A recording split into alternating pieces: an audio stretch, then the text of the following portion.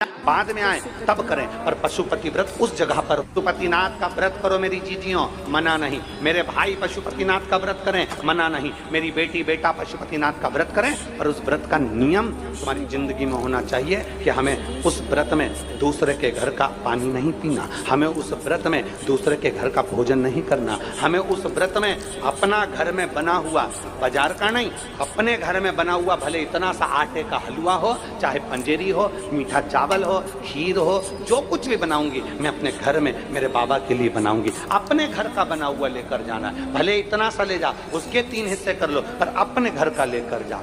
हमें पशुपति व्रत है हमारा, हमें किसी के घर का पानी नहीं पीना है। हमारा पशुपति व्रत है, हमें किसी के घर का भोजन नहीं करना है। हमारा पशुपति व्रत है, हम जिस मंदिर में पहला व्रत करें, 5 व्रत हमारे उसी मंदिर में हो, भले हम कहीं पर चले जाएं, बाद में आए तब करें, पर पशुपति व्रत उस जगह पर हो जहां हमारा पहला व्रत हुआ है। अब आज के जमाने में लोगों ने पशुपति व्रत को भी ऐसा ढोंग और प्रपंच बता दिया कि पशुपतिनाथ का व्रत ऐसे करना, सुबह से उठकर कहीं पवित्र नदी में स्नान करने के लिए पहुंच जाना, फिर वहां से आना, फिर ये करना, फिर वहां से आना, फिर ऐसा करना, फिर वहां से आना, वो करना ना।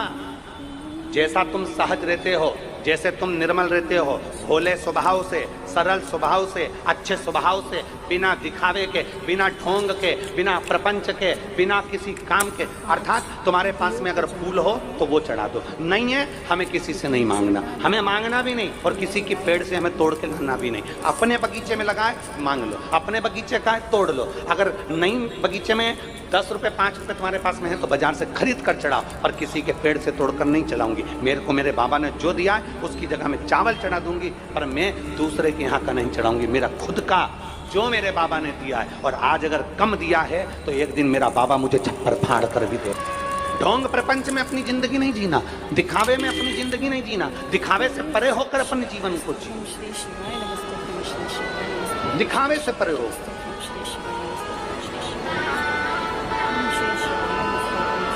पांच सोमवार का व्रत होता है, हृदय से, दिल से, मन से, भाव से जो करता है, सुबह के समय स्नान कर पूजन की तैयारी करो, पूजन की थाली साथ में लेकर जाओ, सारा साहित्य जो तुम्हारे घर में हो वो लेकर जाओ, भगवान शंकर के मंदिर में अभिषेक पूजन करिए, बाबा का पूजन कर कर थाली को वापस लेकर आ जाओ, वही थाली रख दो, शाम को उसी थाली को लेकर जाना है। कितने दिए जम के बोलो जरा, 6 दिए लेकर जाना है, मीठे का प्रसाद लेकर जाना है, और बाबा को प्रणाम करने का भाव लेकर जाना है। थाली में दिए रख लो, प्रसाद रख लो, प्रसाद के हिस्से घर से कर कर मत लेकर जाना, मंदिर में बैठकर प्रसाद के हिस्से करना। प्रसाद का हिस्सा कब करा जाता है? जब 5 दिए मंदिर के अंदर लग गए, उसके बाद में प्रसाद के 3 हिस्से करे जाते, प्रसाद के 3 हिस्से कर सकते।